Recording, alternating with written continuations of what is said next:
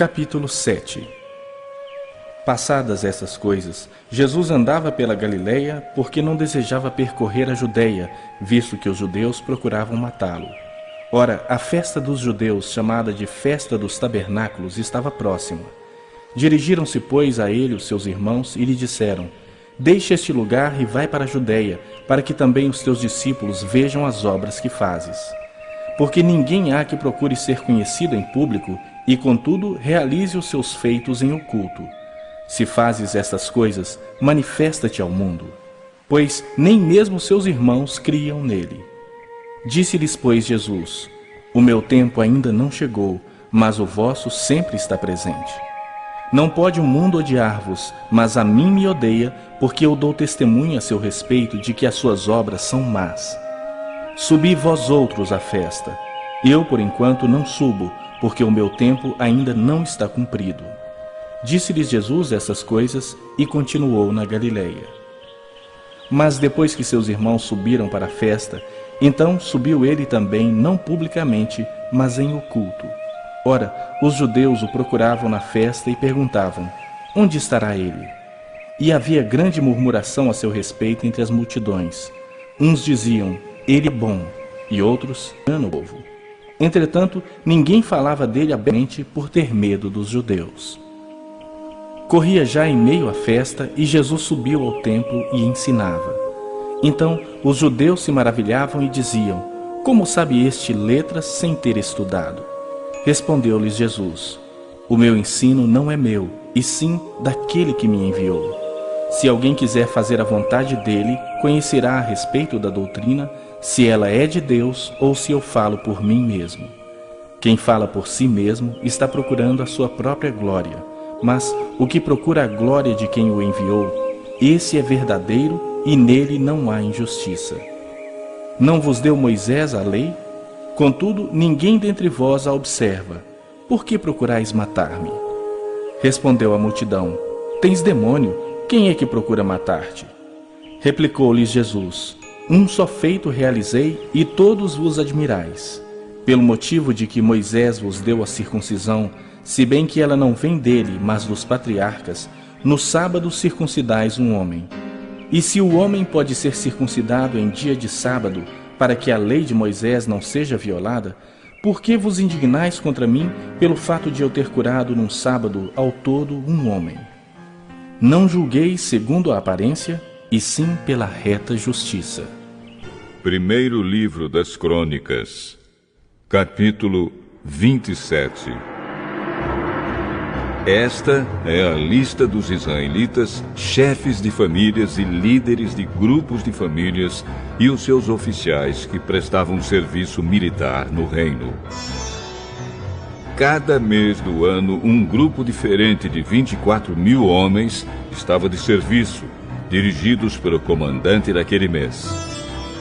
Os comandantes de cada mês eram os seguintes: primeiro mês, Jazobião, filho de Zabdiel.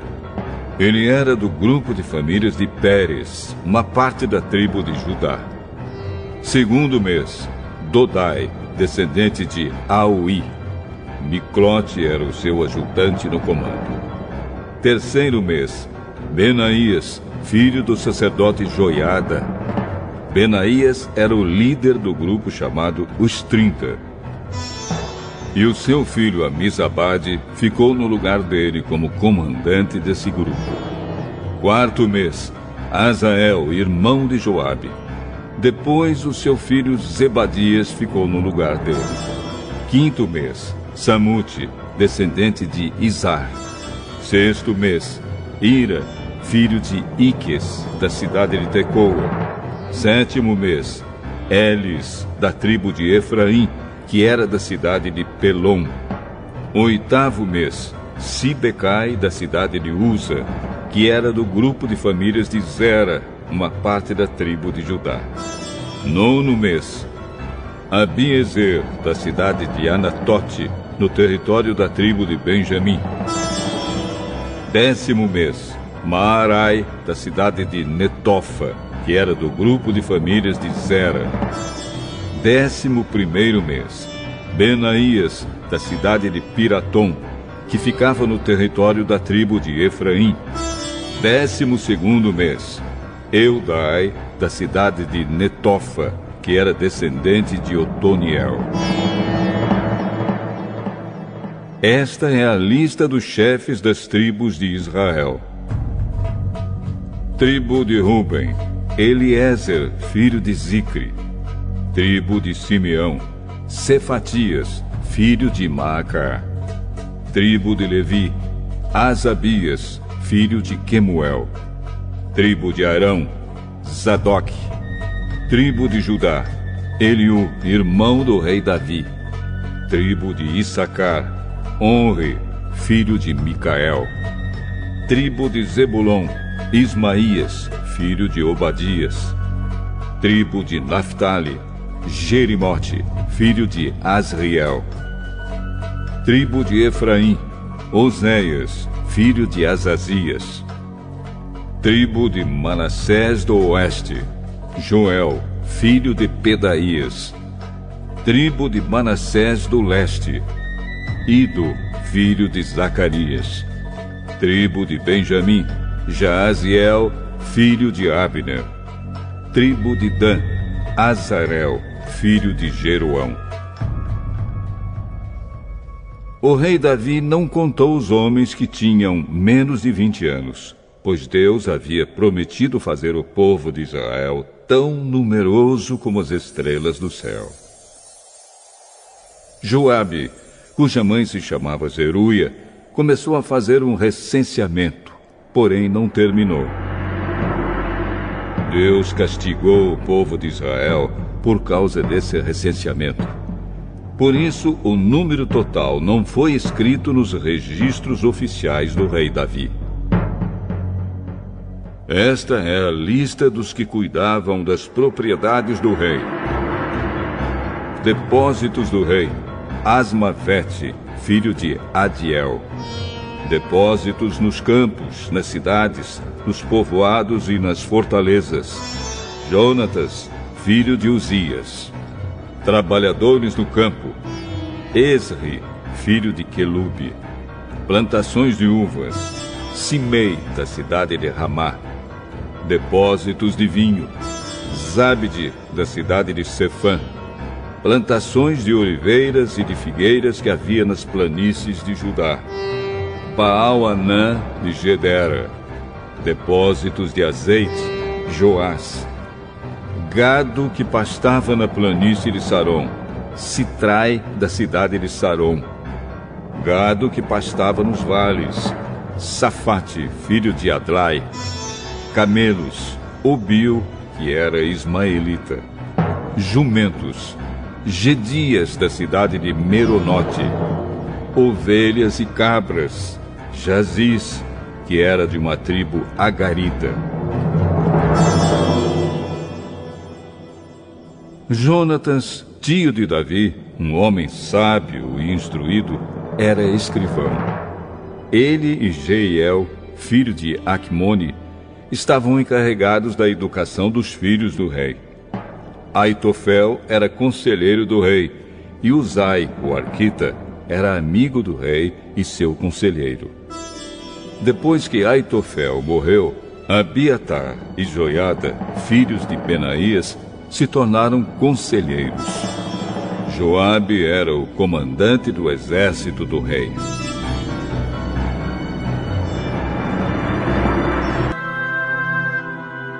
Primeiro livro das Crônicas, capítulo 28.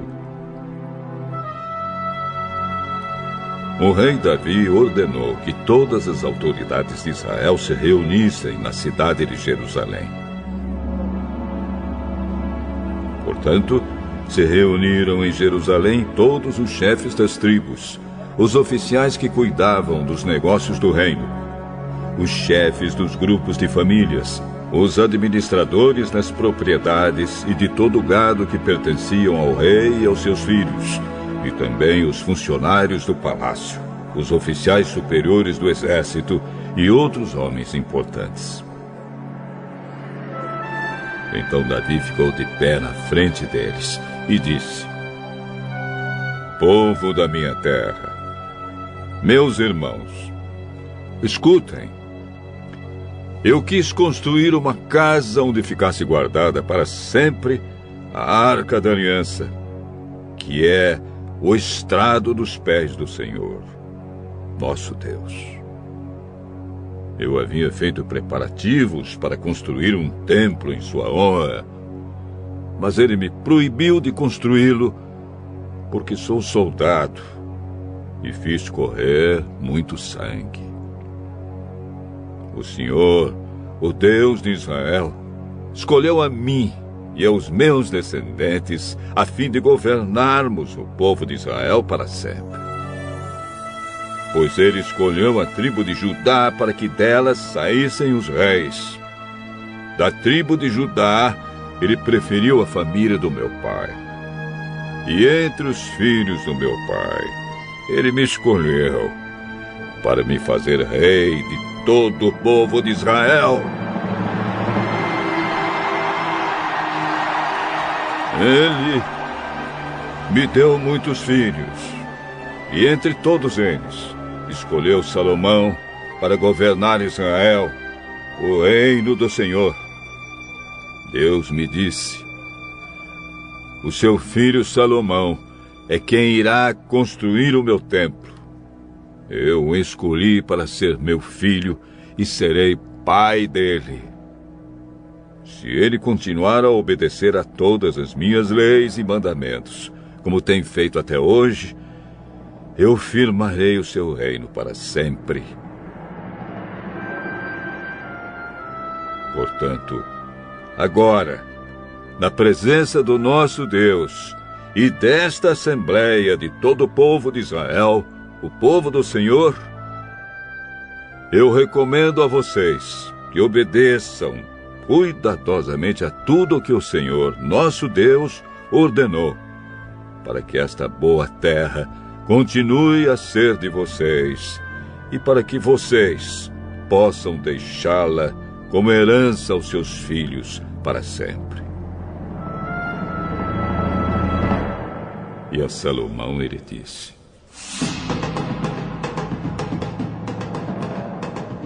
meu filho, reconheça o Deus do seu pai e sirva-o com todo o coração e de livre e espontânea vontade.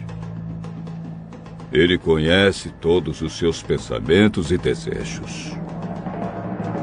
Se você o procurar, ele o aceitará.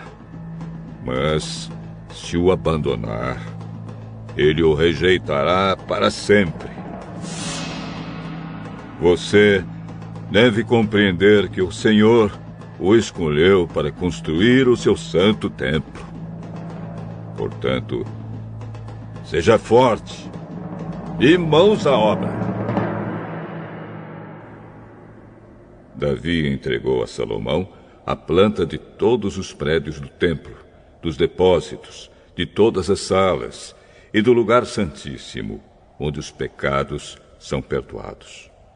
Deu também as plantas de tudo o que tinha planejado para os pátios e as salas, que deveriam ficar ao seu redor, e as plantas dos depósitos onde seriam guardados os objetos do templo e as ofertas dedicadas a Deus. Davi também deu a Salomão por escrito a maneira de organizar os sacerdotes e levitas no cumprimento dos seus deveres, para fazer o trabalho do templo e para cuidar de todos os objetos do templo. O plano determinava o peso da prata e do ouro que deveriam ser usados para fazer os objetos do templo, para fazer cada lamparina e candelabro, as mesas de prata e cada uma das mesas de ouro onde seriam colocados os pães oferecidos a Deus. Também determinava o peso do ouro puro que deveria ser usado para fazer os garfos, as bacias e as jarras, o peso da prata e do ouro para fazer os pratos, e o peso do ouro puro que deveria ser usado para fazer o altar, onde o incenso é queimado, e para fazer o carro, onde seriam colocados os querubins, que com as asas estendidas cobrem a arca da aliança de Deus, o Senhor. O rei Davi disse: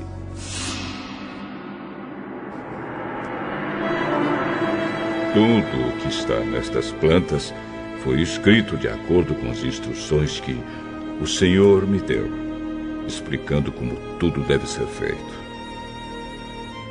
E disse ao seu filho Salomão: seja forte e corajoso, e mãos à obra. Não desanime, nem tenha medo, pois o Senhor, meu Deus, estará com você. Ele não o abandonará, mas ficará com você até terminarem todas as obras da construção do templo. Os sacerdotes e os levitas foram escalados para cuidar dos serviços do templo. Trabalhadores que sabem fazer todos os tipos de serviço estão prontos para ajudá-lo. E todo o povo e os seus líderes estão às suas ordens. Zacarias, capítulo 12. Esta é uma mensagem de Deus, o Senhor, a respeito do povo de Israel. O Senhor, que estendeu os céus, firmou a terra e deu vida a todos, diz: eu vou fazer com que Jerusalém seja como um copo de vinho para todos os povos vizinhos. Eles beberão e ficarão bêbados. Quando eles atacarem Jerusalém, atacarão também as outras cidades de Judá. Mas naquele dia farei com que Jerusalém seja como uma pedra pesada para todos os povos. Quem tentar levantá-la ficará gravemente ferido. E todas as nações do mundo se juntarão para atacar a cidade de Jerusalém.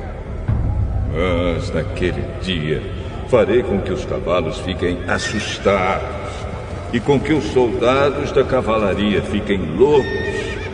Protegerei os moradores de Judá e farei com que os cavalos dos inimigos fiquem cegos. Então todas as famílias pensarão assim: o Senhor Todo-Poderoso dá força aos moradores de Jerusalém, que são o seu povo. Naquele dia farei com que as famílias de Judá sejam como brasas num monte de lenha, como uma tocha acesa no meio dos feixes de trigo. Elas destruirão todas as nações que estão ao seu redor.